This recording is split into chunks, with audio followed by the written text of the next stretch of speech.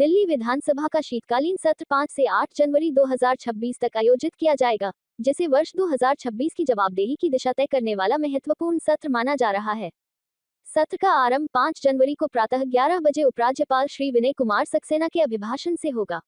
विधानसभा अध्यक्ष श्री विजेंद्र गुप्ता ने कहा कि जन अपेक्षाओं के बीच सदन की कार्यवाही जनता के लिए स्पष्टता और भरोसे का माध्यम है। सत्र में प्रश्नकाल पर विशेष जोर रहेगा और स्वास्थ्य, शिक्षा, बिजली, जल व शहरी विकास जैसे विषयों पर शासन से स्पष्ट जवाब मांगे जाएंगे।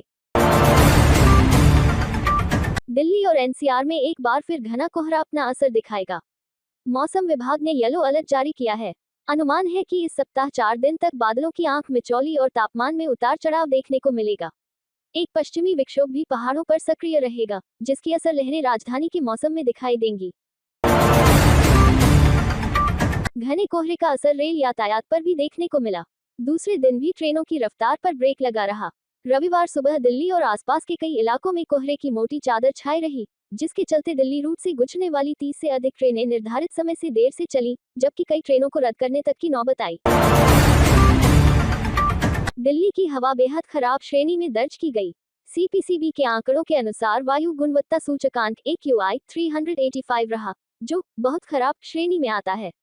कई इलाकों में AQI 400 के पार पहुंच गया, जिससे सांस लेने में दिक्कत और प्रदूषण जनित समस्याओं का खतरा बढ़ा। भारतीय राष्ट्रीय कांग्रेस के स्थापना दिवस अवसर पर प्रदेश कांग्रेस अध्यक्ष देवेंद्र यादव ने कहा कि पार्टी को दोबारा मजबूत करने के लिए कार्यकर्ताओं को कांग्रेस की विचारधारा, मार्गदर्शन और नीति निर्देशों के साथ जन जन तक पहुंचना होगा। उन्होंने कहा कि राजधानी की स्थिति बिगड़ रही है। जनता ने भाजपा को उम्मीद के साथ सत्ता सौंपी थी कि 11 वर्षों से चली आ रही समस्याओं का समाधान होगा, पर आज दिल्ली चारों ओर से परेशानियों में घिरी है। अटल कैंटीन फर्जीवाड़े का आरोप लगाते हुए आम आदमी पार्टी ने भाजपा सरकार पर निशाना साधा। आप नेता सौरभ भारद्वाज ने कहा कि शालीमार बाग और पीतमपुरा के बाद शकूर बस्ती व पंजाबी कैंप में भी अटल कैंटीन सिर्फ कागजों में चल रही है, जमीन पर नहीं दिखाई देती। इसे उन्होंने भाजपा का बड़ा फर्जीवाड़ा बताया। भाजपा नेताओं ने सामूहिक रूप से प्रधानमंत्री नरेंद्र मोदी का मन की बात कार्यक्रम सुना। राष्ट्रीय कार्यकारी अध्यक्ष नितिन नबीन, प्रदेश अध्यक्ष वीरेंद्र सचदेवा और सांसद बांसुरी स्वराज ने राजेंद्र नगर में कई पदाधिकारियों और कार्यकर्ताओं के साथ कार्यक्रम में सहभागिता की तथा युवा और खेलों पर प्रधानमंत्री के संदेश की सराहना की। पूर्व प्रधानमंत्री अटल बिहारी वाजपेयी के जन्म शताब्दी वर्ष के अवसर पर दिल्ली भाजपा ने 23 विधानसभा क्षेत्रों में अटल स्मृति सम्मेलन आयोजित किए। वरिष्ठ नेताओं ने अटल जी के योगदान, उनके कृतित्व और व्यक्तित्व को याद करते हुए उन्हें स्वतंत्र भारत का प्रबुद्ध राजनेता बताया। दिल्ली विकास प्राधिकरण DDA ने सबसे सस्ता घर स्कीम लॉन्च की है। द्वारका मोड़ के पास 12.5 लाख रुपए में रेडी टू मूव फ्लैट उपलब्ध होंगे। पंजीकरण प्रक्रिया 7 जनवरी से शुरू होगी।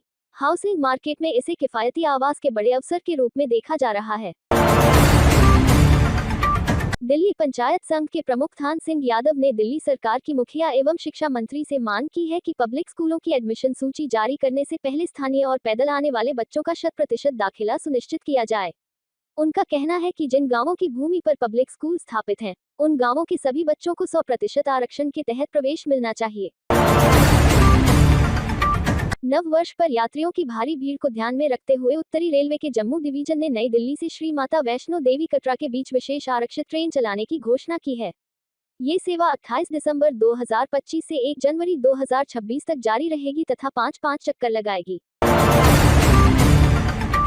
राजधानी में पुरानी बसें हटने के बाद से बसों की भारी कमी देखने को मिल रही है।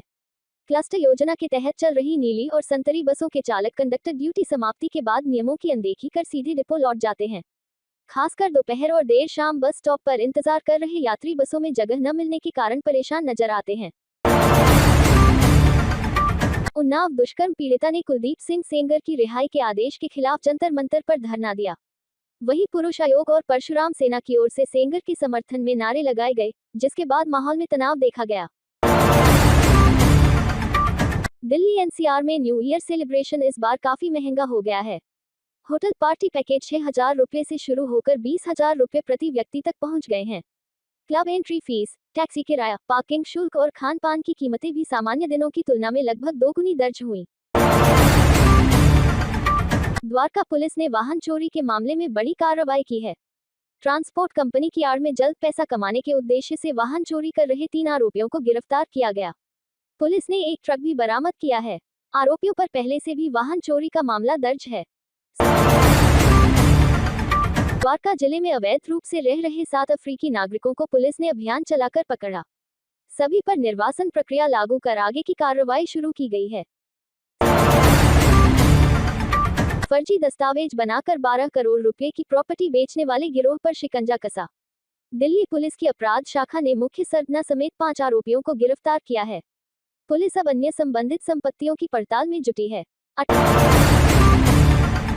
आगरा के फर्श बाजार इलाके में शनिवार को नाबालिग लड़कों ने जमकर उत्पात मचाया। पुलिस ने 3 आरोपियों को पकड़ लिया है और शेष की तलाश जारी है। घटना से क्षेत्र में दहशत का माहौल रहा।